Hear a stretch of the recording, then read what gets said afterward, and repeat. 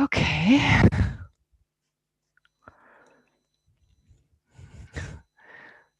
I'm a little bit late. I apologize. But we may have to wait a moment anyway for everyone to arrive.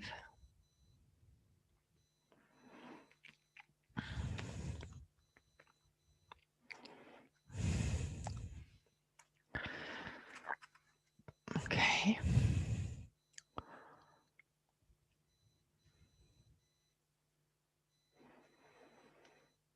Well, should we start?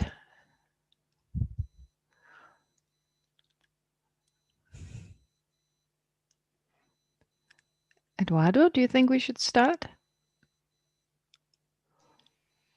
Yes, whenever you are ready, whenever Okay, you want.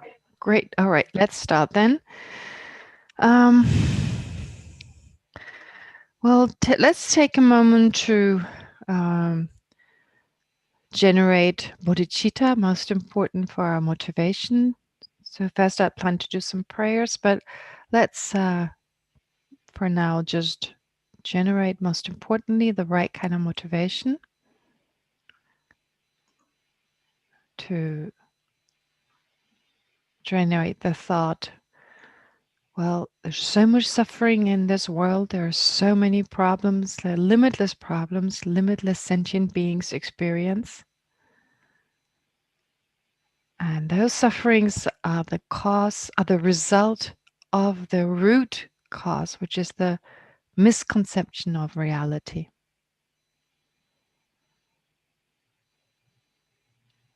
So it's not surprising that there's so many afflictive emotions, many negative actions, and therefore so much suffering, since the root cause is the misapprehension of reality.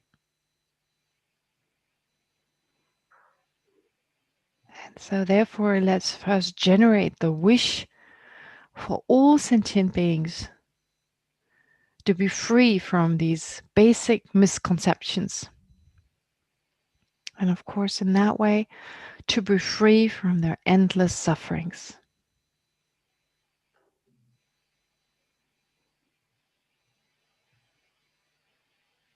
But since that won't happen on its own, let's take personal responsibility by thinking, from now on, I will do my very best. And this session today, this class today, may that become one of the causes for that to happen. That is, for me to work towards and eventually achieve the fully enlightened state of a Buddha, for the welfare of all sentient beings, so that I'll be able to fulfill the mind of compassion, the wish for all sentient beings to be free from this misconception. Through my own enlightenment, may I then be able to fully benefit each and every sentient being.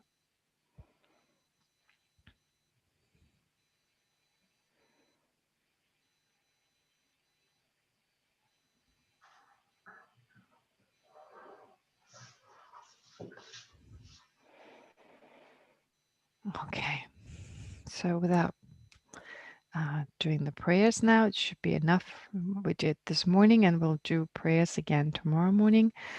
However, I feel it's important to continue with the text.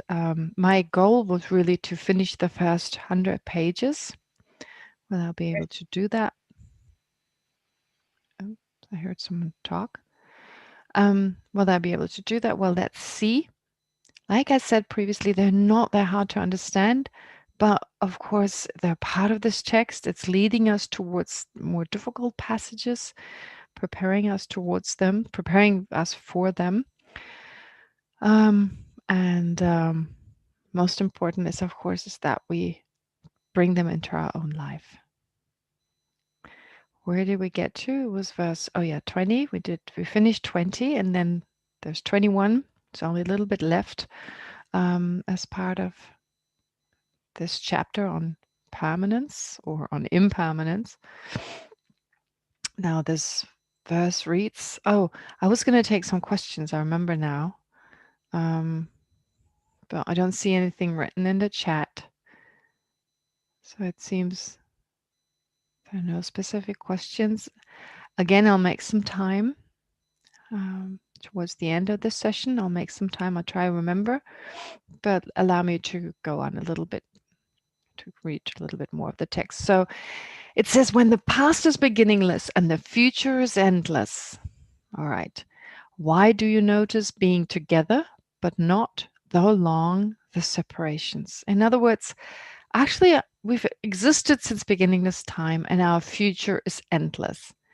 Now, with regard to the time we spend with those who are close to us in this lifetime, for instance, our children, that time is relatively short. Actually, we spent much more time over many lifetimes separate from them, separate from these particular, well, individuals like who are our children in this life. So why are we so attached to them while we're together? But then when we're separate during these other times, we barely notice. So we spend most of our time, although it's endless, but most of the time we're not always with the same people, in other words. So we spend in every life, there are different people who are close to us. And when we take the children of this lifetime, if we really think about the fact that consciousness has no beginning, no end, that there's no other possibility but well, life continuing after death and having existed, or our mind having existed previous to this life, well, there's no other possibility than having had relationship with people in all sorts of ways. And the children who are close to us, well, we spend more time not knowing them than being with them, because every life we have a certain amount of people we're close to, and that keeps constantly, that's always changing. They're always different people we're connected to. Sometimes over a few lifetimes, of course, it's possible that we were together with the same people, but it's unlikely. If you just look at nature, how different molecules and things change around, like at some point they're here, then they're there, and new things come together. There's like a constant change, such that also the relationships in terms of which atoms and how they kind of, or the molecules, how they accumulate to form something greater, that is constantly changing. And likewise, I mean, like a tissue is a tissue at one point, but then a table.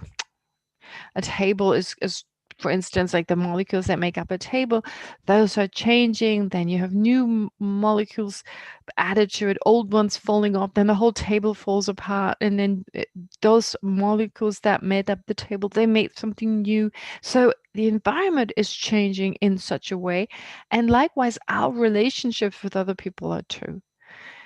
The same kind of mechanics, the same laws of nature at play here. Therefore, that being the case, we spend a lot more time being separate from the people we need out. We call out children, and it was fine. We never complained. We never knew anything different, and still we're so obsessed about the time we spend together. This is really what this is saying. So why we're so attached to the time we spend together, but we're pretty careless. Well, we don't know any different when we're not together. Also, why are we not more aware of our imminent parting in the form of thinking about our own death, since meeting and parting cannot be separated? Okay, so this is what's explained in 21. Why not notice being together? Why do you notice being together, but not though long the separation? So the fact we're separated and the fact that, well, we're going to die, either me or them fast, whoever, and that be the end of our relationship. Then the text goes on to talk, well, again, someone arguing, well, time is on our side. But actually here, Aryadeva argues, well, time, it consists of instants of different moments and so forth. So it's a continuum of moments. It's certainly not on our side. It's not like time, we have a sense, oh yeah, well, time takes care of everything and things will be all right. But actually, in this case, time is like an enemy. Well, it takes everything away from us. It's not just the fact, well, that we're in samsara, but also We experience a certain degree of pleasure and then that's gone again. A little bit of pleasure and then suffering again, problems again. So it seems more like time is our enemy, because we are always separated from the things we don't want to be separated and so forth. Therefore, we should not be attached to time, so that which is our enemy. Okay. So it does not help us to get over what we may think it helps us to get over separations, etc. But we shouldn't consider time to be our friend in that it robs us of our youth and it robs us of our life. Though we should not be attached even to time. And it goes on to say, fool, because you fear separation, you do not leave home. Who that is wise does under punishment what must certainly who that is wise does under punishment what must certainly be done. Now here is summarizing, it's kind of concluding this text saying, well, we're such fools basically because we fear separation. We do not leave behind what we have to leave behind anyway. So the person who's wise, those who are wise, well, why they must why do they do under punishment when there's no way out, do what needs to be done? In other words, it means, well, leave behind attachment. We should leave behind our attachment because we have to leave behind the people we're attached to anyway. Now, here, leaving home, it could literally mean, well, leave behind attachment of family. And if someone is so inclined, maybe join, well, become a monastic without a family. But that's not necessarily, that's just for certain people who are, well, inclined in that way, find that helpful for their own practice. Of course, what's so important to understand is that practice doesn't mean you have to be ordained. It's much more of letting go of this ordinary worldly life, understanding that this ordinary life means a life driven by attachment, by misconceptions. So leaving this behind means, well, we continue, of course, to live the way we've lived before. We can't just leave our family for that matter. No one is expecting that, unless doing so would have much greater effect on everyone involved. But usually that's not the case. So therefore, here it's not talking so much about physically leaving our home, but working with our attachment towards those, well, our family members who, for the time being, are part of our family. And therefore, to this separation that we fear anyway, well, let's go ahead of that, as in like not really separate, but separate from the attachment. Okay, so fool, because you fear separation, you do not leave home, you do not leave behind that which you're familiar with, which are attachment, misconceptions, and so forth. So the person who's wise, which person who's wise would wait under it's forced on them to do what certainly needs to be done. So at some point, punishment in the sense like it's forced on us, death is forced on us, and that's the time we have to leave everything behind. But why not naturally leave everything behind? That is, let go of our wrong views. Well, analyze these wrong views, reduce them, understand how phenomena actually exist, become more familiar with that in order to reduce our attachment, etc. And so it'll become a natural process of letting go. Here, of course, also very important, we talk about letting go, renunciation.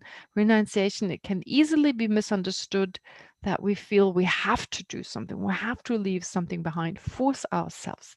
However, that is not the idea of letting go, where letting go is a natural, it's a voluntary process where you happily let go. You find holding on to certain things has become a burden, and therefore you let it go, and do so, well, voluntarily, as in like no one forces you to do it.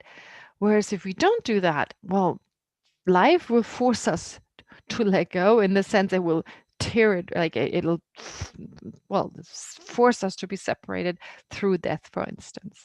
Now here, this text is saying we can make it much easier before we wait until death and so forth, where the separation takes place. Well, let go before we're experience the suffering of separation in this very samsaric way. All right, so recommending us to let go. Um, knows what to. Okay, then it goes on with to say in 24. You may think you must obviously go to the forest once this has been done. Whatever you do must be left behind. What is the value of having done it? Okay, now there is this custom, for instance, in India. The custom you leave behind your family after you've had a family. So first you get married, you have kids, and then you become spiritual. Again, I stressed it before, I talked about it before, I mentioned it before. This is, of course, if you want to leave physically, actually leave behind your home and you find it more conducive for you to live the life of a monastic person, okay, it could be taken that way. But it could also mean that you let go of worldly activities, in that of course you will still engage in the things, you will still do the things you do, but with a different motivation. If your motivation is different, if your attitude is different, for instance, of course a huge part of the main part of this text is the Mahayana motivation, is the wish to benefit all sentient beings. Now if we do engage in worldly activities, we live our life the way we lived it before, but do so with the Mahayana motivation, then your activities are no longer worldly activities, but Mahayana activities. Going to work, not just for your own welfare, but for the welfare of all sentient beings, and so forth. I guess most of you know the drill. Therefore, you may think, oh, I do this right now, things are nice. I'm not going to practice Dharma. It all sounds great, okay. But I first need to do certain other things. I need to live a samsaric life. So you must, if you may think that you must obviously go to the forest, that is, leave everything behind, practice the Dharma, or let go. Once you've done this, let go of what you're holding on to. Once you've lived this worldly life, well, whatever you do must be left behind anyway. So what is the value of having done all this worldly life? What is the value of living a samsaric life? If we've done it in the past, and if we do it now, what is the result? It doesn't have any positive outcome. Versus bringing the Dharma into our own life, where our activities are no longer, as just mentioned, they're no longer worldly activities. So what's the point? What's the sense to engage in worldly activities just for the sense of having done it, driven by afflictions? Someone's got their microphone on. If you could please check. Someone's got their microphone unmuted. רותי, את יכולה לסגור? Okay. Well, never mind. She doesn't notice.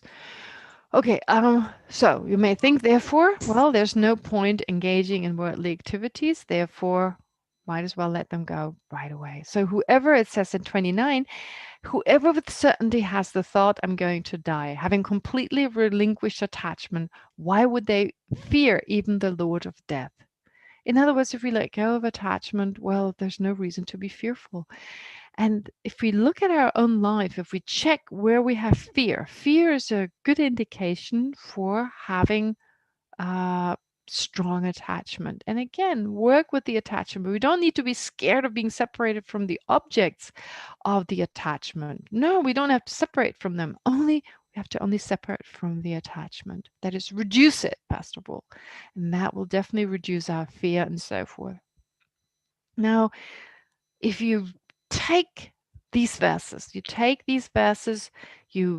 internalize them the way I described, even while just reading, you can, while you read them, bring them into your own life, make them your own. And of course, if you have the time, if you have the interest, meditate on them. But also use those verses, of course, also to reflect on others. This is the way to bring compassion into your life on the basis of what Aryadeva is teaching in this first verse, for instance, in this first chapter. The fact that other sentient beings undergo the same, they're suffering endlessly because of their inability to bring death awareness into their own life, because of their attachment for this, that, and the other. Every person, the most vicious person, the person that annoys us the most right now, in the past, in the future, well, you can be certain there's no awareness of their own death. There's no awareness in the sense of preparedness for their own death. And likewise, totally attached to this, that, and the other. And however much pain they cause to others, of course, they cause a lot of other pain to others, but they also pain for others, but they also cause so much pain for themselves. And that can motivate us to generate compassion for them, however vicious they may be. There's not a single vicious person or annoying person or what have you who's not suffering from that. Which is why when we meditate, to also spend some time reflecting on others. And we'll do that together. But let's first continue with the next chapter. Maybe this may be a good time now to mention if you have a question, if there's something that's not yet clear in terms of the verses we read together. If there's anything. Okay, doesn't seem there's anything. So chapter 2 is abandoning the belief in pleasure. Now, this chapter is a lot about suffering, and I know from my own experience, people are not very interested in suffering. They like the bits in Buddhism that are either interesting because it's very logical and it makes sense, so that is emptiness, or they like ideas about bodhicitta, love, compassion, those feel-good kind of topics. However, none of those are really effective if they're missing what Aryadeva talks about, well, in the first chapter, but also in this coming chapter. None of those are effective in that if we really want to understand reality that is emptiness, for instance, well, we need to understand the nature of our conventional existence. So for that, it's highly important. It's extremely important to understand the meaning of this text. But moreover, also understanding the nature understanding the nature of our experiences and that of other sentient beings, that is necessary to generate real compassion, real understanding of our predicament, the situation we're in right now. We may be quite content with our life, but we haven't realized yet that what we call happiness is actually not happiness. Our mind has the potential to experience so much more, and we're able to help others to experience so much more, to not settle for so little. We settle very little in our life. And really what Aryadeva is saying, and now you have the opportunity to reflect on those verses as we go through them, he's saying what we call happiness is merely the temporary cessation of worse suffering. So actually what we call happiness is not real happiness. These moments of elation, first of all, they're very, very short, but they're actually just a lesser form of problems that our mind experiences right now, but could be totally free from. Greatest happiness, the greatest happiness you remember experiencing, it's only a fraction of what is possible. Of course, our difficulty is we have got nothing to compare to. I spoke about this like in terms of temperature. I've given the example. It was from one of my teachers who gave the example once. He talked about temperature. So the temperature like 21 degrees, well, that's temperature we would find comfortable. But then because we don't know, because we live in a very cold place, because we're so used to this cold temperature, then when it's 5 degrees above zero, we may believe that to be really hot, to be really warm. But it's only in relation to the fact it was colder before, therefore we call this warm. When in actuality, the temperature that our body really feels comfortable with, the temperature that we can possibly experience being 21 degree, well, we're settling for really cold temperature here and maybe don't strive for a higher temperature we could actually experience. So this is similar. Our happy experiences, they're like 5 degree plus. And we call that happiness. We call that the greatest we could experience, when in actuality, our mind has the ability to experience 21 degrees, like actual warmth, actual comfortable temperature, which is like real happiness. Happiness that is totally free from leading us to be attached to the happiness, which causes attachment to this happiness, but it's also so much more intense and it's lasting. And that is the happiness that we experience once we liberated ourselves.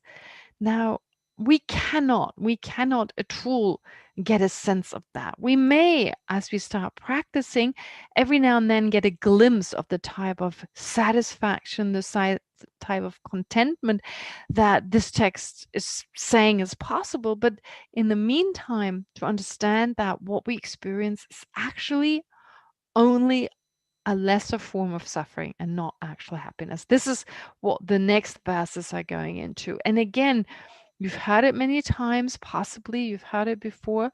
However, what's important here is to really understanding on a deeper level in preparation for topics as part of this text that are more important, more harder to grasp.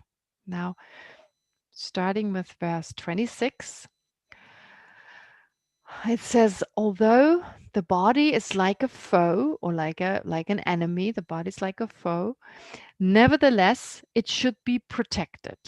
By long sustaining a disciplined one, great merit is created. Now, actually, what it's saying here, the body is in the nature of suffering. Our body is actually not, we're very attached to this, but it holds so much potential for suffering. It's so vulnerable to internal disease, to external harm, and so forth.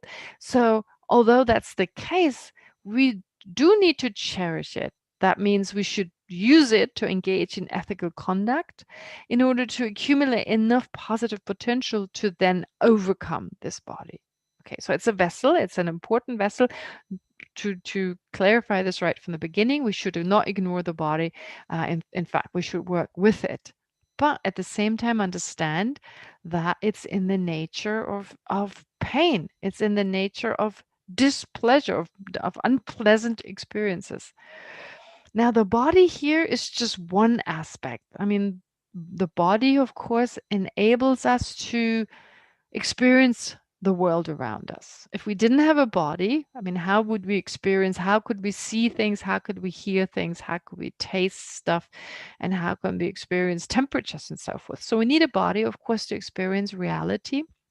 So if we think of our life, our body and our reality, that we believe consists of pleasant and unpleasant experiences. Let's now analyze this.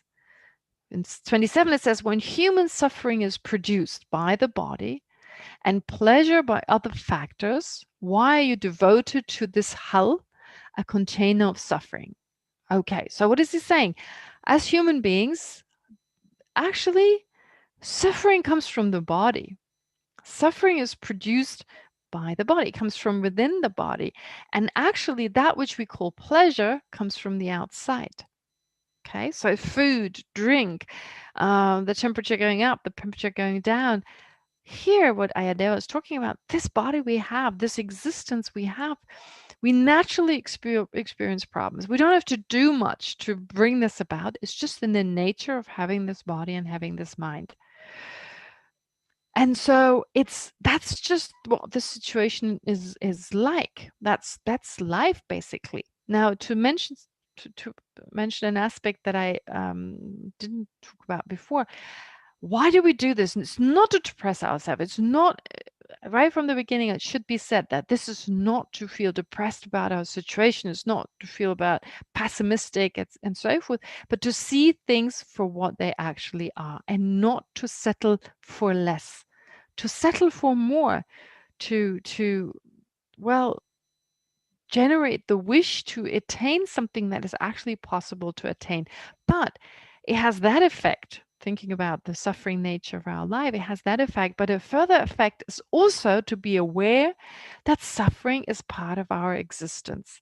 That when things happen, such as this pandemic, well, this is part of life. Why are we surprised? Why are we surprised? We live in a world that is full of problems, where disease is part of life. Why are we surprised that it's become part of human society? I mean, it's always been there. It's now a disease we share. It's a new disease. Some get sick, some don't. But the point is also to become more aware that this is what life is like, to not be so crushed when suddenly things are not the same as they used to be, when new suffering arises. That is just the nature of our existence, which of course we can overcome this. That's why we're doing this. However, the first step is to recognize it. So when the pandemic started, first thing to think, of course it's going to happen. Of course. And there's more. There's more we can expect. I mean, we may want things to go back to before, but it's never going to go back. And those were short periods when suffering just wasn't there. However, there's going to be new one. We might as well just be used to it and expect it and deal with it in that way more effectively than being depressed and fearful about it. Kind of, it's part of life, to accept it as part of life. Okay. Now, how does the text go about it? When human suffering is produced, the Aryadeva tells us, suffering is naturally there, and external factors can bring about what we call pleasure. But why are we so devoted to this? We're so attached to this body in particular. Why are we so attached to it when it's actually a container of suffering? Okay. Then, when humans do not have as much pleasure as pain, should so much pain be considered negligible? Oh, how do you pronounce that? How do you pronounce that? Negligible. Negligible? I don't know how to pronounce that. Wait, let me just look it up. Negligible. Oh, I think it's legible.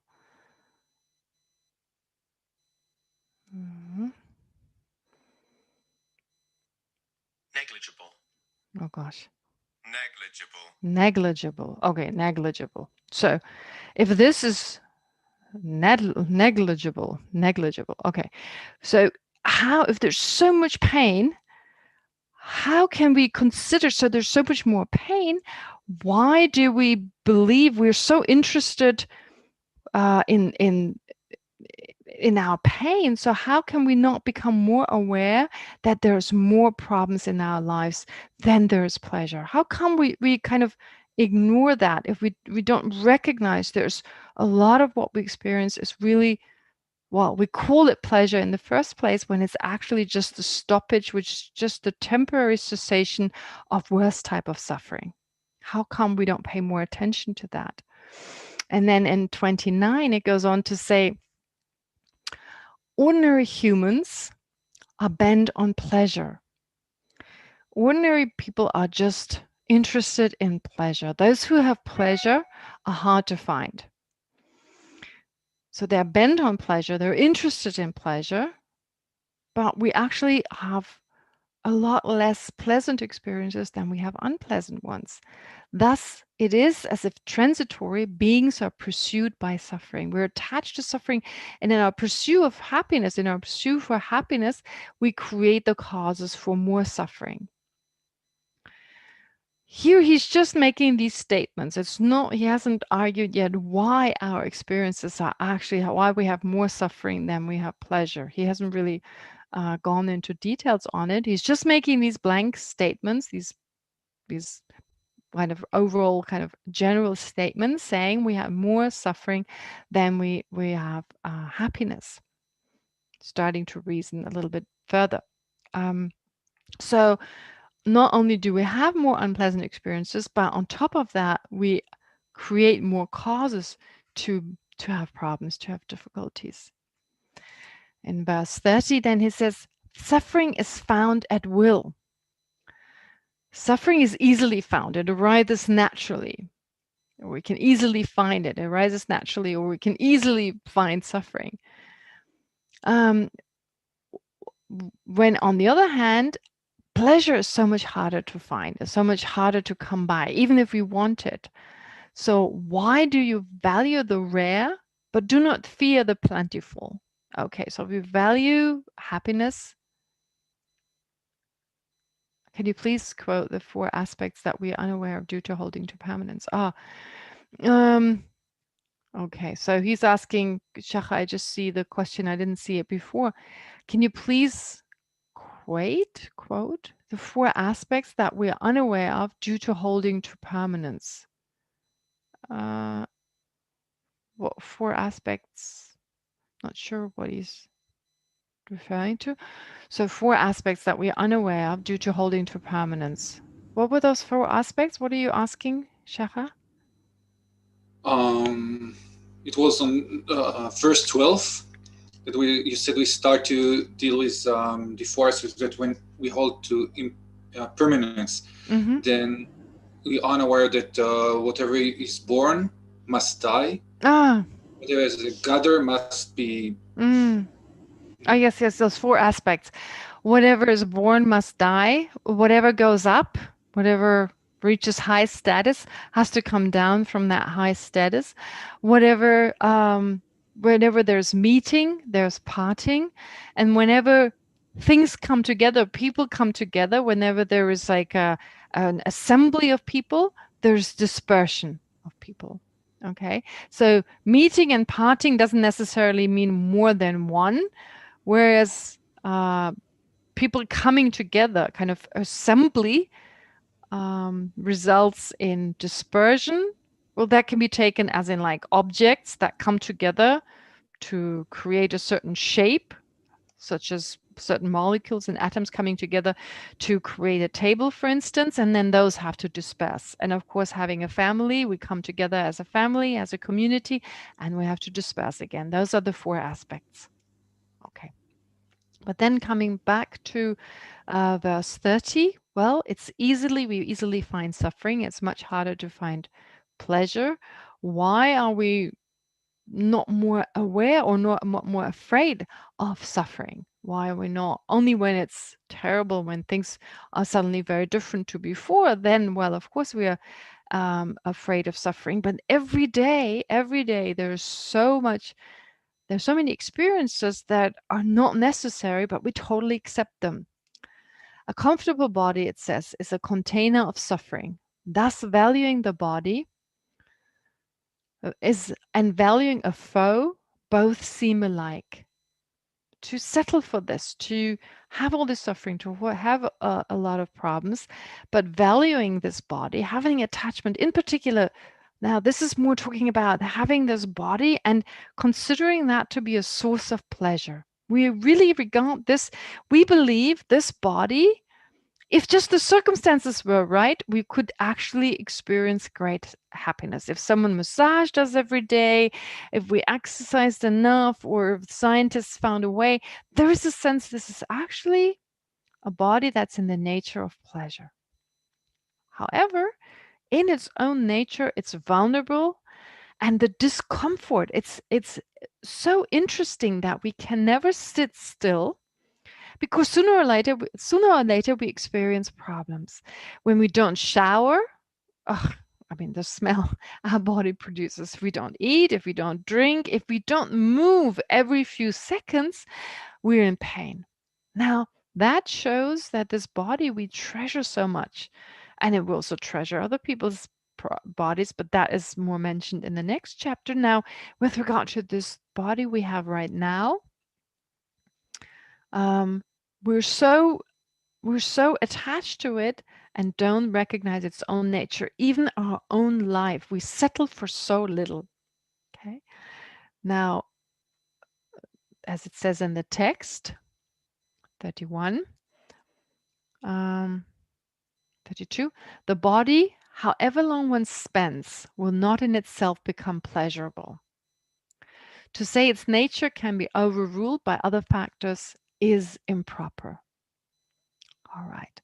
Now, when it comes to our own body, first of all, we hear this and they go, oh yeah, same. verse by verse, but do we have a sense that our life is all right? First of all, to just connect to that. Like when I say, bring this into your own life, bring this into your own experience. Now, first we need to recognize, is there a sense, my life is okay? It's okay the way it is. It could be better, but never mind. I'm okay. Well, the fact that we're not driven to practice day by day, it shows that we're okay with that. If we really understood the nature of our mind, the nature of our body, and understood how much more is possible, we would be much more motivated to practice. Of course, a more important motivator is love and compassion, but that can only just become active if you understand sentient beings, the suffering that sentient beings undergo. I mean, just the fact that not just suffering of suffering, not just the suffering that we ordinarily experience to be suffering, but also their limited lives, their lives that are so vulnerable to anything worse than they already experience. But on top of it, having such ordinary experiences that they call pleasure, they call pleasant. Okay, so those are actually just the temporary cessation of worse states of mind or worse situations. Now, to really develop compassion, compassion is not just the wish, may sentient beings be free from the suffering of suffering. That's how we look at it. That is very superficial. Yeah, it's a type of compassion, but it's not the compassion we need to generate bodhicitta. We need to understand on the basis of our own life that our life is very limited, that the things we do on a day-to-day basis, actually create more suffering. Now, attachment to food, clothing, to other people, they create, of course, a lot more suffering. And what we experience right now, we settle for so little out of attachment for what we have right now. Now, recognizing our body, our life is actually full of misery and we don't experience the things we could actually experience. Now, it goes on to say in verse 32, so now he's arguing why our experiences are in the nature of suffering. He now gives the reason. The body, however long one spends, will not in self become pleasurable. Now, if you just leave the body be, if you just let it be, don't do anything, your experience will definitely not turn into happiness. Okay, so not shower, not eat, whatever. No way can the experience you have right now we're okay. We're relatively comfortable. We've eaten, we've showered, we are not too hot, not too cold, etc. But we just let the body be. If it was in the nature of pleasure, if it was really pleasant, if it had that nature, if it was by itself pleasant, then this pleasure should become stronger. To say its nature can be overruled by other factors is improper. So in other words, since the nature of our body is suffering, this cannot be changed no matter how much we indulge the body. Even external factors cannot change that.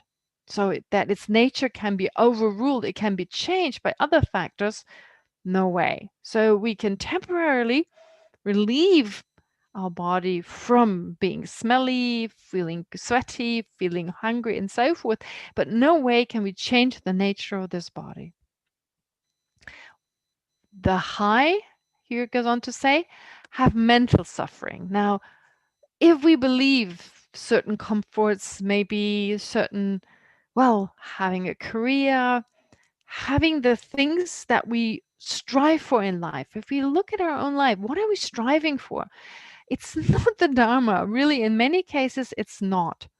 Even if you're a so-called spiritual person, I mean, dressed the way I'm dressed and having the haircut and everything. But if I check my own life, is my life driven purely by the Dharma, or do I crave pleasure, gain, a good reputation, and praise? Now, my life being driven, I do secretly, as in like I'm fooling myself. I'm keeping it secret from myself, if you like, from the spiritual self. No, there's secretly the sense I can give me happiness. If I have that, it can give me happiness. But if I check, no matter what I reach in life, I'll have a form of suffering. There's like no way, however great my career goes, if I have a great career, I'm so successful, I become famous and rich and whatever, I have the most beautiful body, no matter what, I will suffer. And here it goes on to say 33, the high, so those are in high places who have power, who have all the things that the world usually strives for, have more mental suffering. For the common beings, for those who are, well, less wealthy and so forth, they have suffering that comes from the body, physical suffering. Day by day, both kinds of suffering overwhelm people in the world. Now, in this world, in samsara, it just is the nature of things. And the only thing to overcome this nature is not, we cannot change it. Not even the Buddha could change this body into just a perfect body, or anyone else's samsaric body that is the result of karma and afflictions, into a body that's in the nature of pleasure. No way. The only thing we can do is change our mind, and that process will eventually lead to having a different type of body that doesn't experience these problems. So as long as we have this body, this mind, and are okay with the reality we live in, are accepting of it, and more so crave for the things in samsara, we're not going to experience lasting happiness. But we're fooling ourselves the whole time.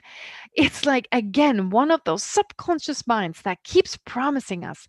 If you check your own mind, you may be as convinced as it gets when it comes to the Dharma. And again, you catch yourself thinking, I wish I had. I wish, I don't know, I had more gain. I mean, the fact that when we change money, it's classic. You change money and you make a profit, and we're pleased. Oh, great. There's a sense, wow, and disappointment when we make a loss. This is so, even this gain and loss, there's a belief, there's an intrinsic gain and loss, when actuality in itself is neither gain or loss. I mean, for me, the classic example is when you exchange money, the exchange rate was higher the previous day and is lower now, and you feel, oh, I made a loss. I got only, I don't know, 5 shekel. Yesterday I would have gotten 6 shekel if I got only 5 shekel. As opposed to today, I get 5 shekel. Yesterday I only got 4 shekel, and I feel, wow, I made a profit. Now, in both cases, I get 5 shekel. I mean, I get the same, I get 5 shekel. But I compare it to yesterday, and in relation to yesterday, I either call it gain or I call it loss, when in itself, it's the same money. It's neither gain nor loss. But I believe there's an intrinsic gain or loss because in relation to something else, I perceive it as gain or loss. And then I'm attached to the gain.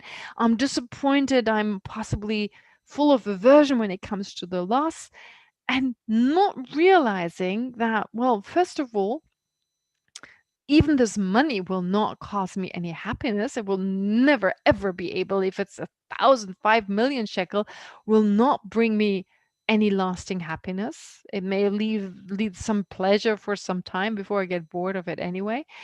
And on top of it, it's based on a misapprehension, as if there was real like intrinsic or objective gain and loss. There isn't. It's only in relation to something less, I call it gain, and to something more, I gain it loss. Okay.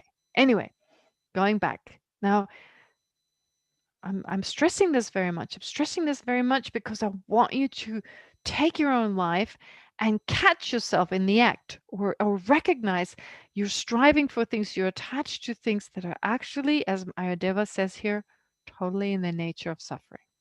Okay. Now, where did we get to? 33. All right. Therefore, no matter what position we're in, poor or downtrodden versus, well, rich. There's no difference. Suffering will be there. Pleasure is governed by thoughts.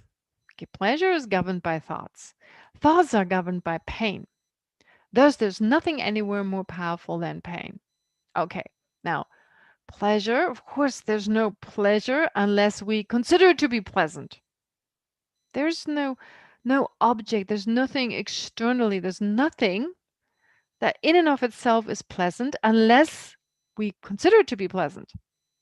Okay, in comparison to something else. All right. And the classic example, like with the gain and the loss, for instance, you feel just ordinary, and an hour ago you felt so good. You felt so incredibly blissful. Your body was like felt so blissfully wonderful. And now you just feel ordinary. Well, now you feel ordinary and there's not much pleasure because in comparison to what was there before, well, it's gone and you just feel bored. But if yesterday you were extremely sick, you were in so much pain, and now that pain is gone and you feel normal, you consider that to be pleasure. So it's dependent on our thoughts. It's dependent on comparing it to what was there yesterday to become aware, to have a sense this is pleasant. When actually this is, in comparison to what is possible, the happiness of nirvana is totally ordinary. However, it's due to our thoughts that we consider this to be pleasant, but our thoughts in turn are governed by pain, that is by our suffering existence, which in turn is the result, of course, of the misapprehension of reality, which then gives rise, the misconception of reality gives rise to other afflictive emotions and then to the harmful actions we engage in. Therefore, pleasure is the result of thoughts. Thoughts are the result of pain. That is, our thoughts are the result of our, well, negative emotions, here described as pain. Thus, there's nothing anywhere more powerful than pain. Okay, that which gives rise to our problems.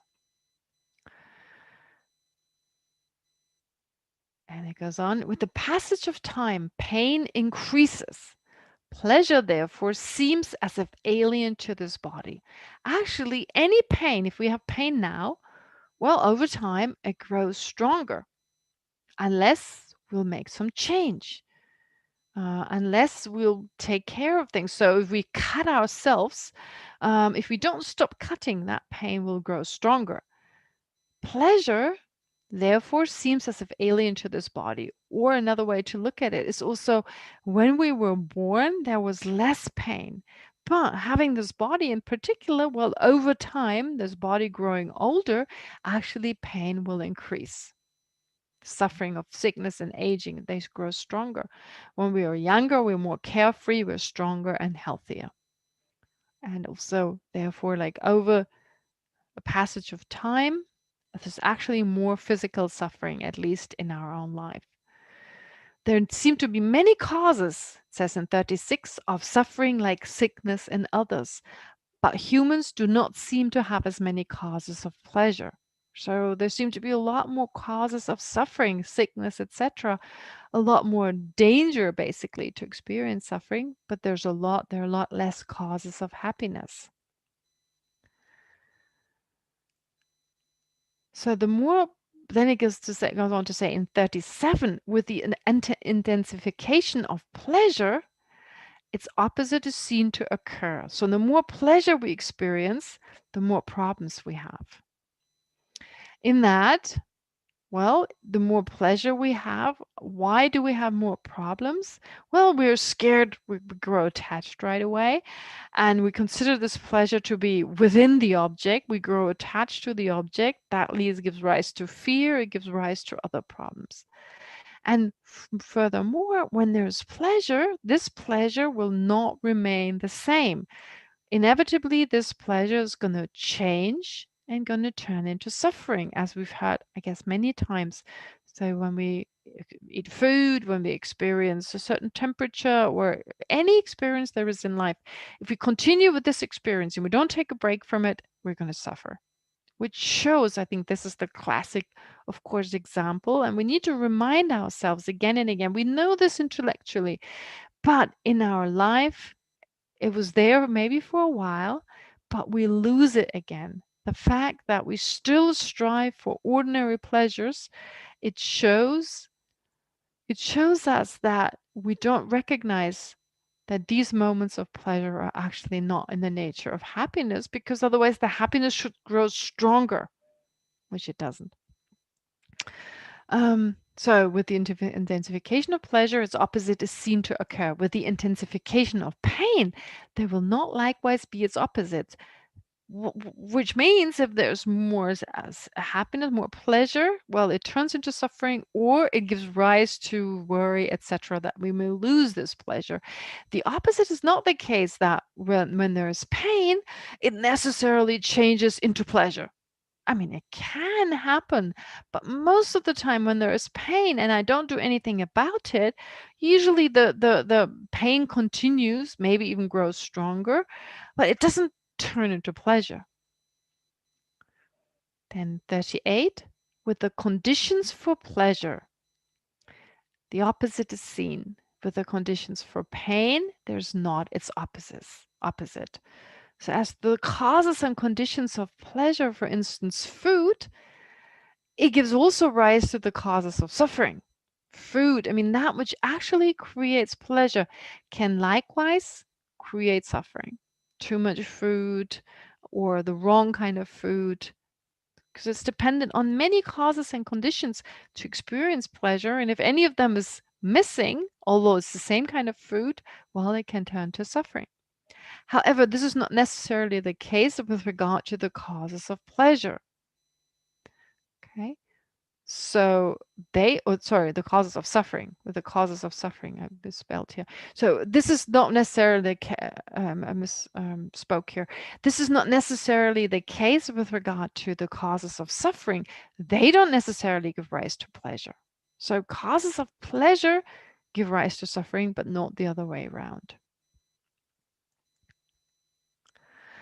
And when you have spent and are spending and will spend time dying, it is not at all proper to call the process of dying pleasurable.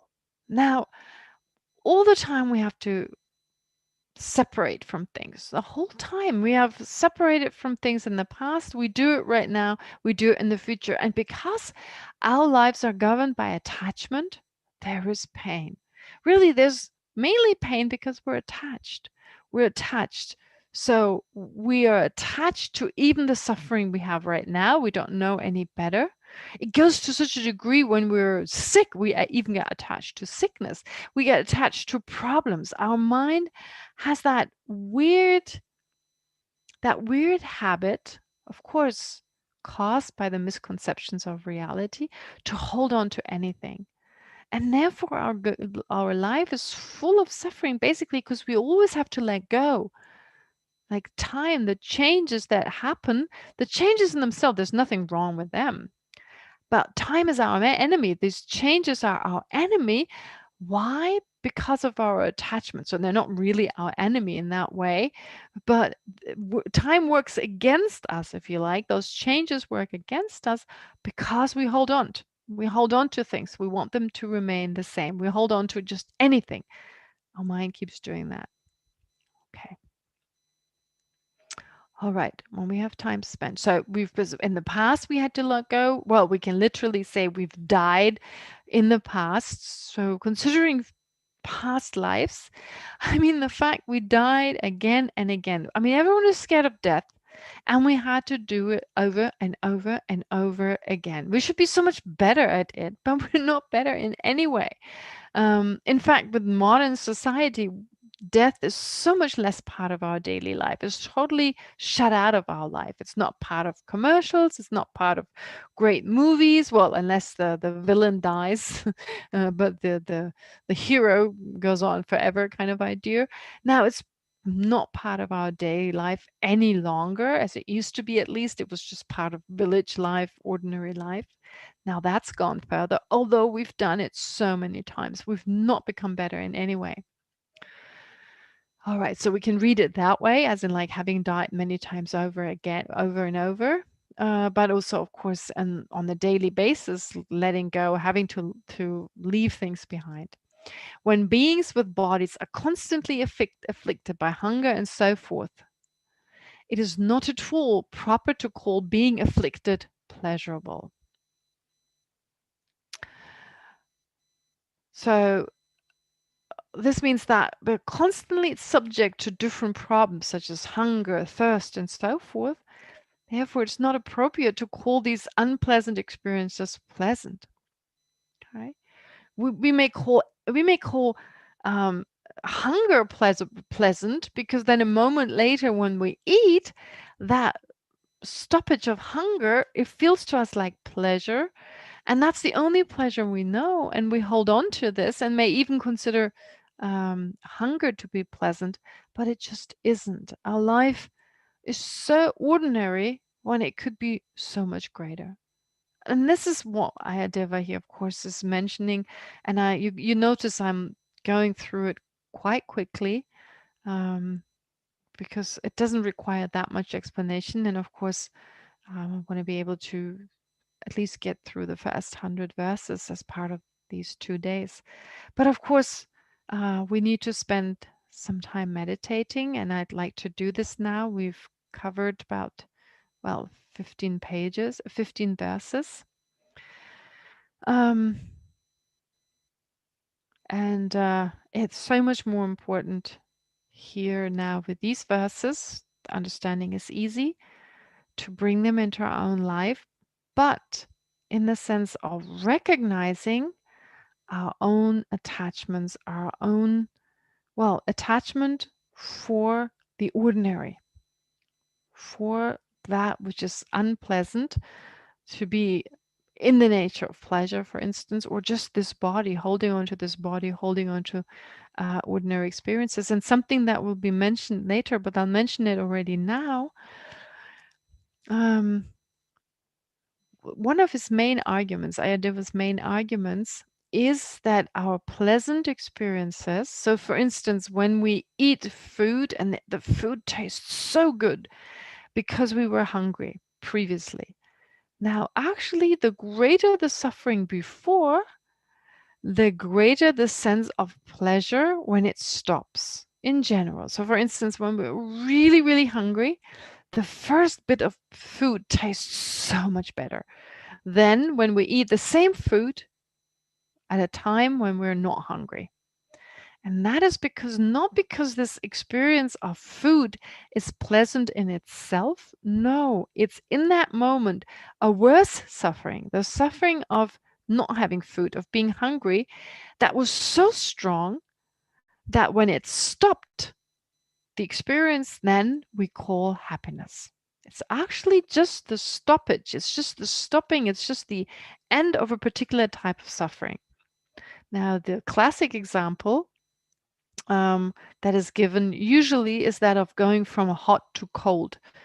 Aryadeva gives the example of carrying something on your shoulder, like carrying a big piece of wood on your shoulder.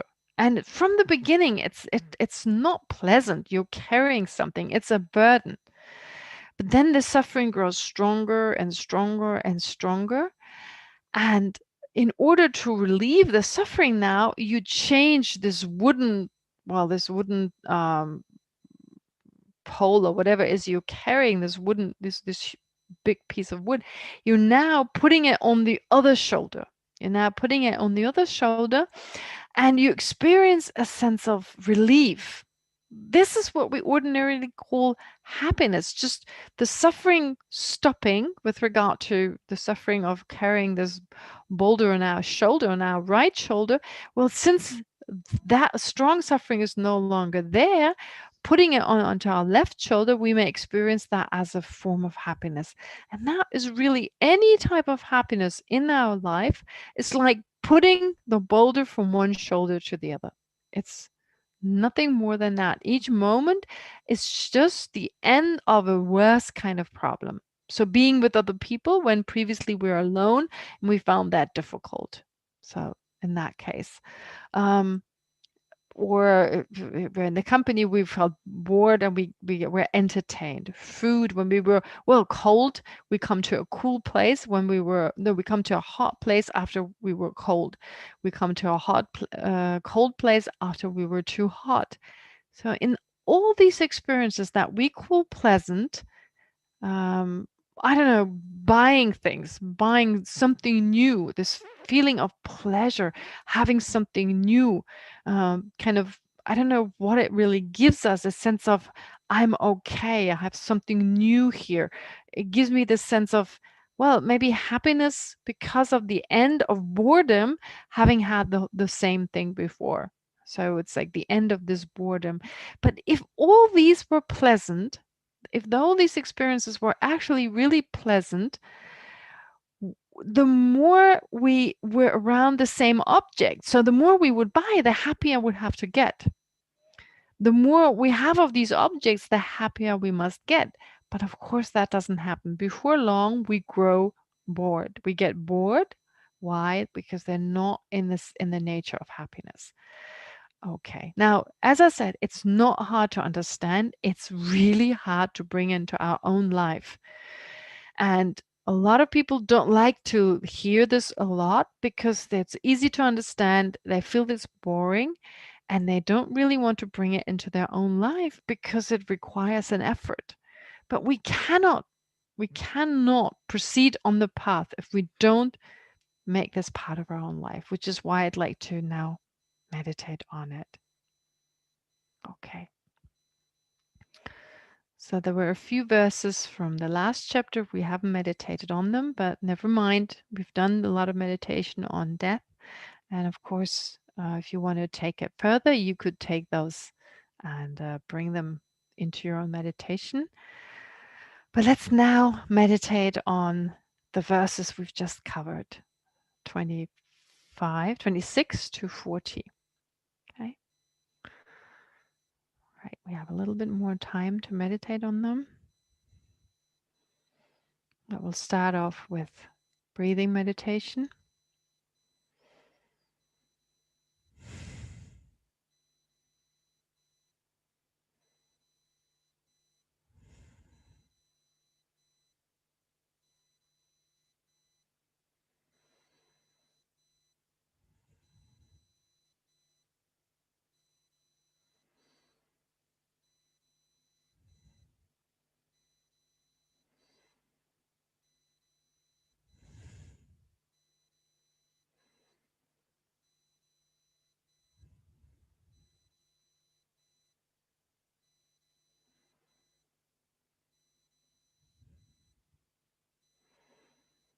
Now take a moment to recognize your own attachment to your own body.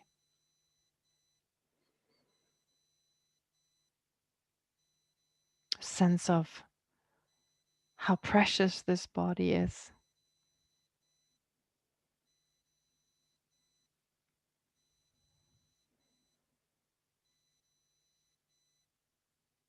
Not for spiritual reasons, but rather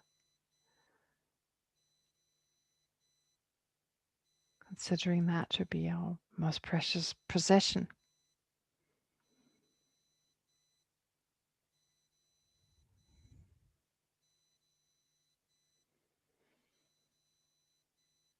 Of course, it is an important vessel for practicing the Dharma.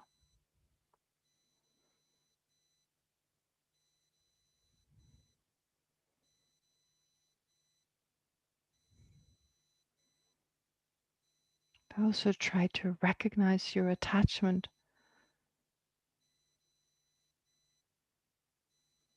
for your own body.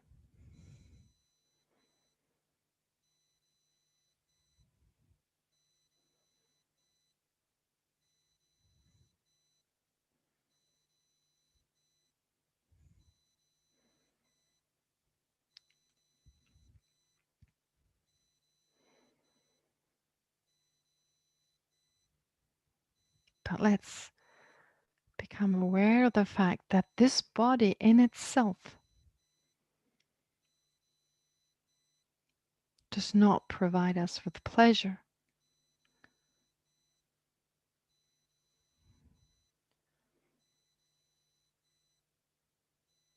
Since the pleasure has to come from outside of the body, through food, drink,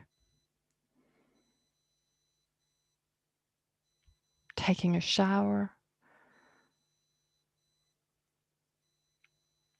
certain temperature.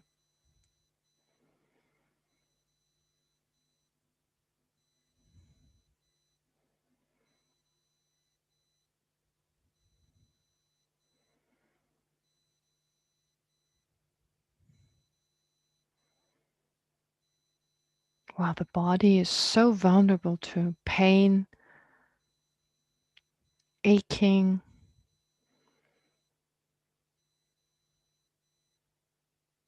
and of course sickness.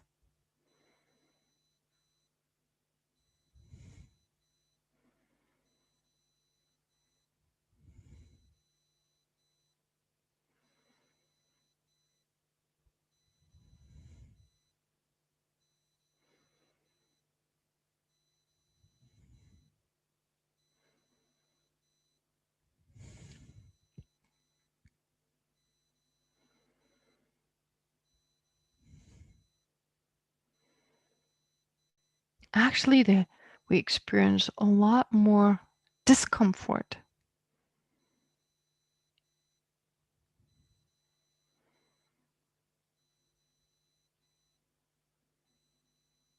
than we have pleasant experiences, in particular when it comes to the body.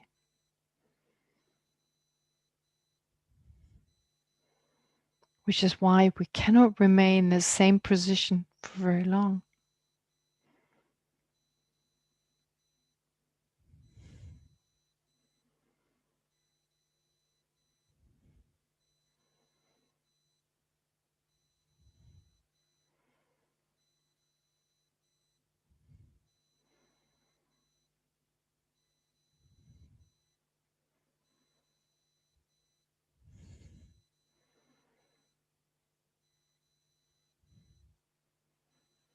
And suffering arises naturally, it arises easily.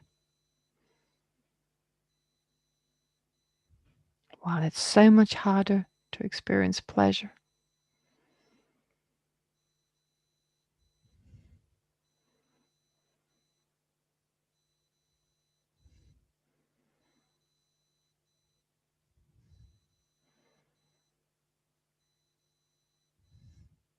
And it's because of our attachment to what we call pleasure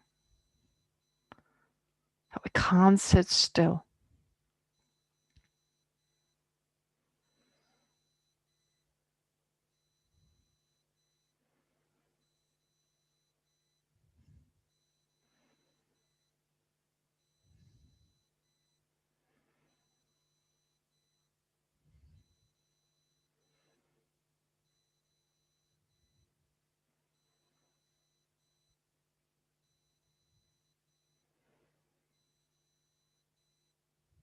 Our present life and our present body are so limited.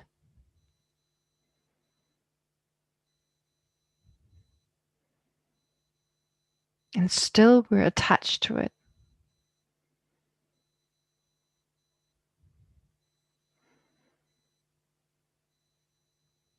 That's like being attached to our own enemy.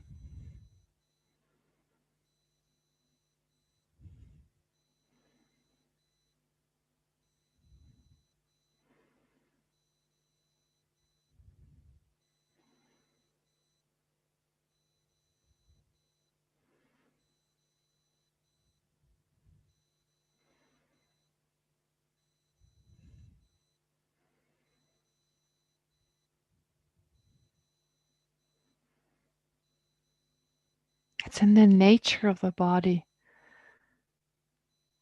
to experience problems. There's no way we can change this nature. Not even through the best food, the best surgery,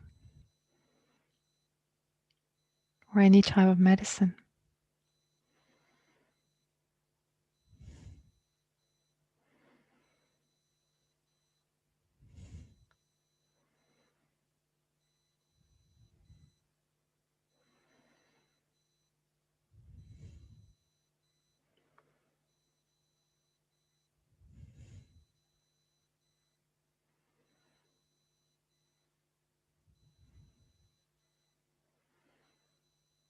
And even if we were able to fulfill all our samsaric wishes,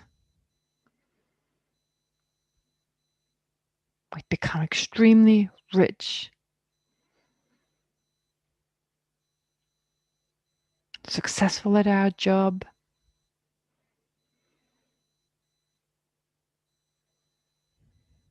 extremely popular,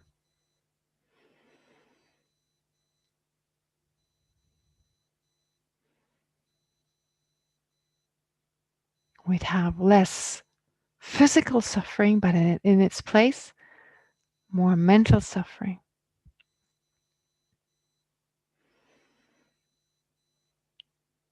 Since our attachment to our new circumstances would just grow stronger,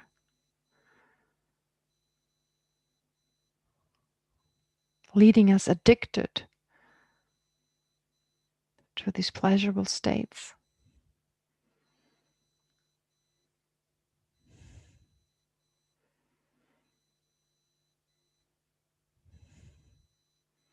Giving rise to fear of losing what we've gained.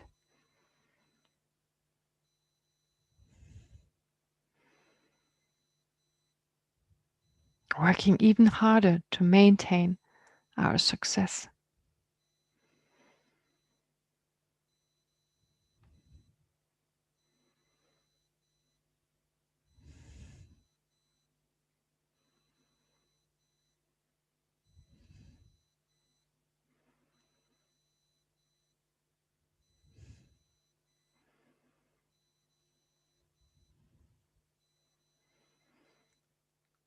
What we consider to be pleasant, in fact, is the result of our own thoughts.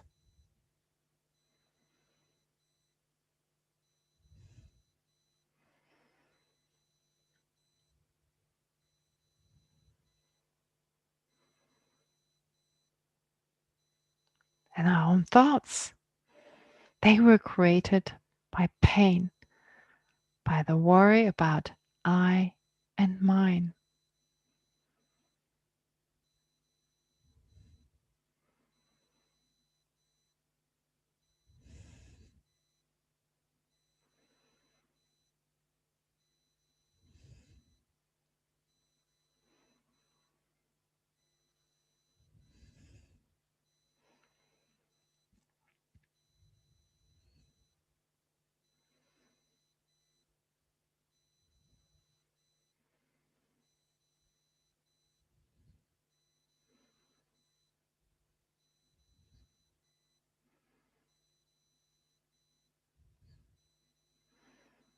And actually, the more pleasure we experience, the more problems we have.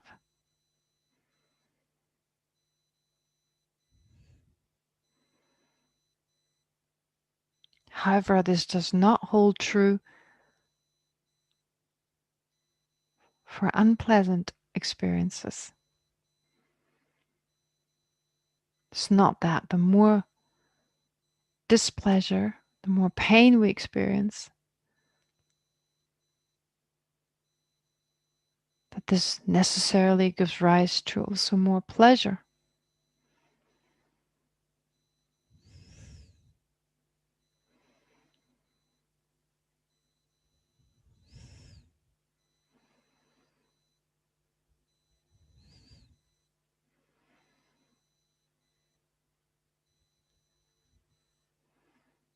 In particular, this body, when we first had it, it was strong and healthy. But over time, it is bound to create more problems.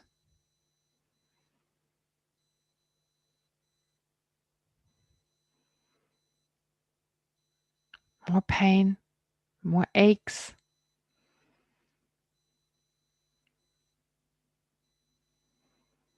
Becoming more vulnerable to different diseases.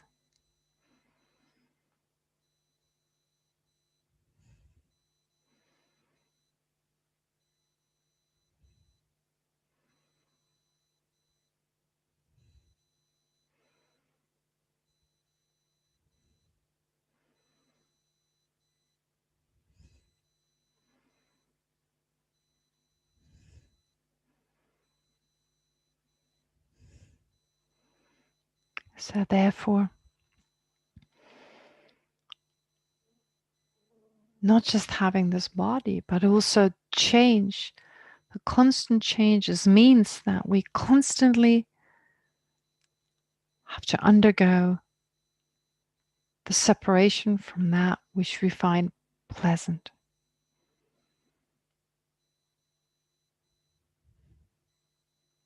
Lifetime after lifetime, we had to let go of our body, separate from our loved ones.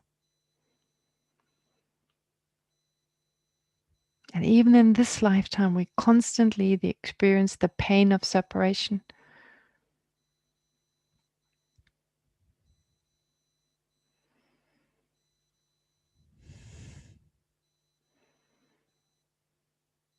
And before it takes place, the fear of separation.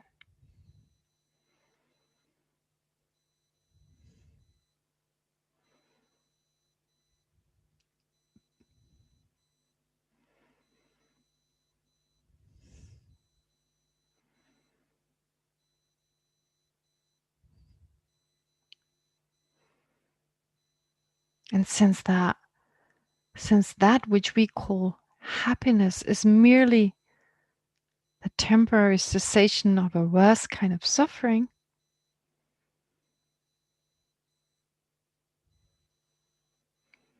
it is actually not appropriate to call it happiness.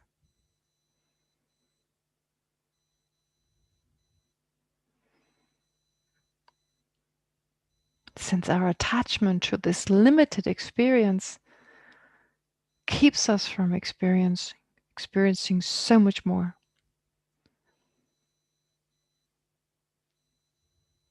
Experiencing the bliss of being free from cherishing I and mine.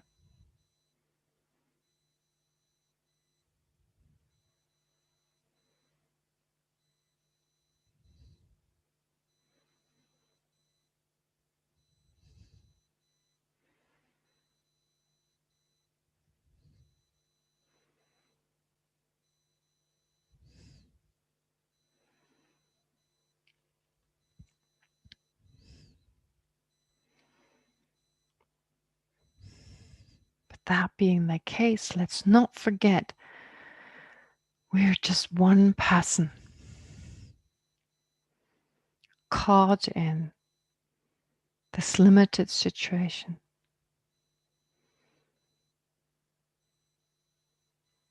But worse than that is that limitless other sentient beings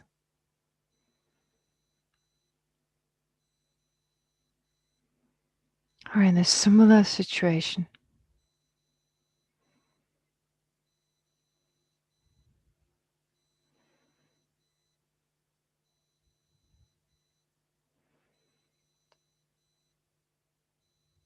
But without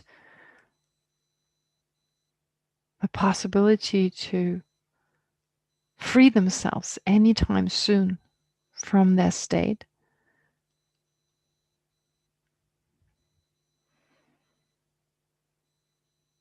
since they lack the interest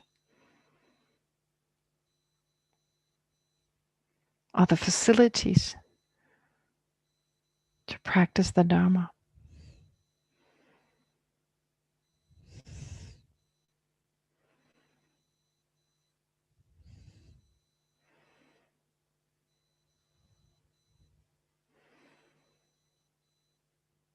Just think, endless sentient beings suffering endlessly and senselessly.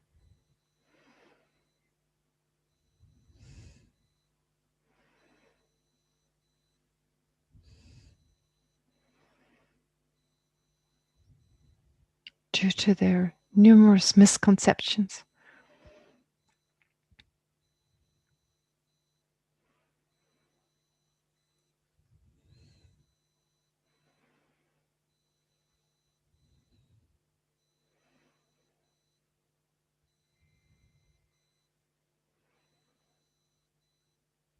Therefore, let's generate deep compassion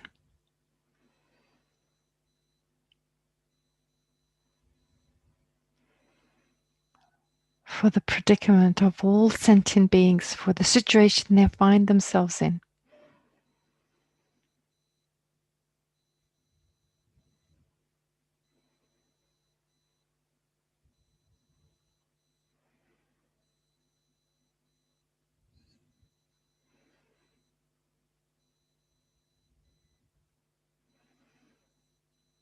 And end this meditation with a strong determination.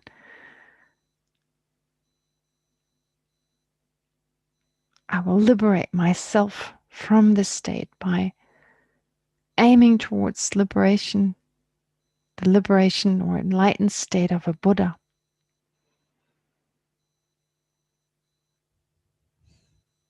In order to help other sentient beings, help all sentient beings to free themselves from their limited suffering existence.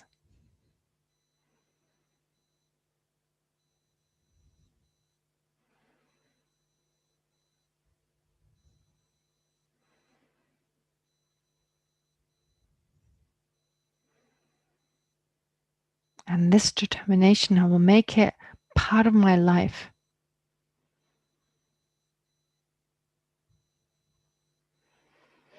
So that all my activities from now on will no longer be worldly activities,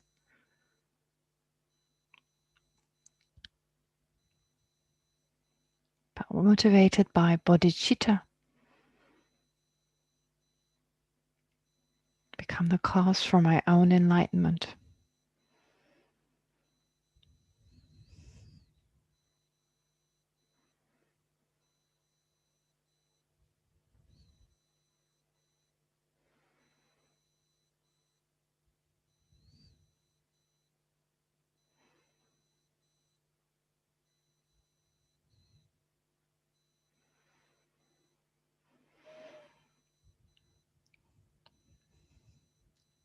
And so let's conclude this session and today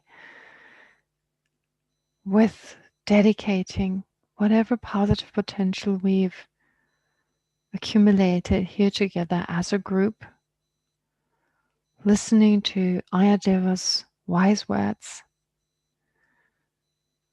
internalizing them, meditating on them, but also using them to generate compassion and the enlightened mind of a Buddha, that is the mind of enlightenment. May all that positive potential become a cause for attaining the enlightened state of a Buddha. Not mainly for our own benefit, but for the benefit of all suffering sentient beings.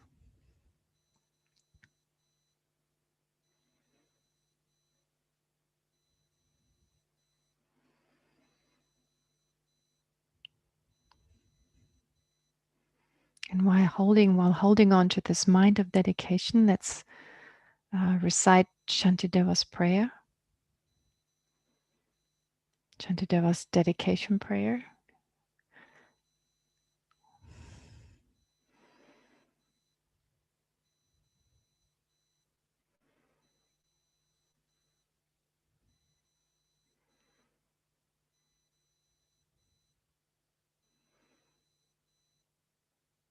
A little bit, if you can scroll up a little bit. Great. Okay. May all beings everywhere, plagued by sufferings of body and mind, obtain an ocean of happiness and joy by virtue of my merits. May no living creature suffer, commit evil, or ever fall ill. May no one be afraid or belittled, with a mind weighed down by depression. May the blind see forms and the deaf hear sounds. May those whose bodies are worn with toil be restored on finding repose. May the naked find clothing, the hungry find food. May the thirsty find water and delicious drinks. May the poor find wealth. Excuse me. Those weak with sorrow find joy. May the forlorn find hope, constant happiness, and prosperity. May there be timely rains and bountiful harvests. May all medicines be effective and wholesome prayers bear fruit.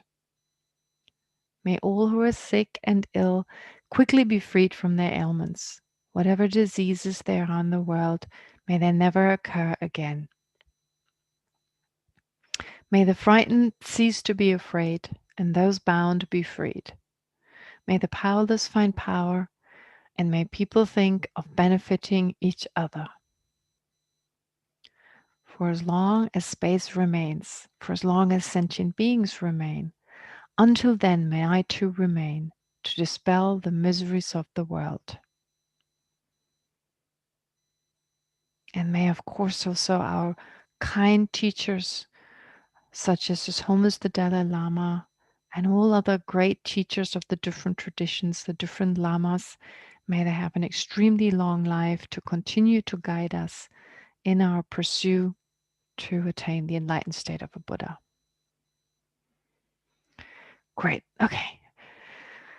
Well, thank you very much. Oh, there it is. Negligible. Oh, there it is. Yeah. Thank you. Okay. Now, as you can tell, the text isn't that hard, especially at the beginning. It gets more difficult towards the end. Of course, we don't have enough time to go through everything, at least not at this point. But we need to start, of course, go through the verses. I'd like to finish the verses until 100. So we got a quarter done, and we'll continue in the future. But to make that easier, you may want to read in advance. Use the commentary if you can, and if not, just read the verses. So in that way, it'll be much clearer. And then I see you again tomorrow. Okay. Thank you. Have a great night. Well, good evening, a great night. And then tomorrow morning, it's the same time, isn't it? 9 o'clock for you, right? Yeah. Thank you. Yes. Great. Thank you very much. Thank you. Thank you. Thank you. Thank you very much. Sure. Thank you so much, Okay. Geshe-man. Thank you Thank very you. much. Bye bye. Bye-bye. Bye bye. Thank you. Bye.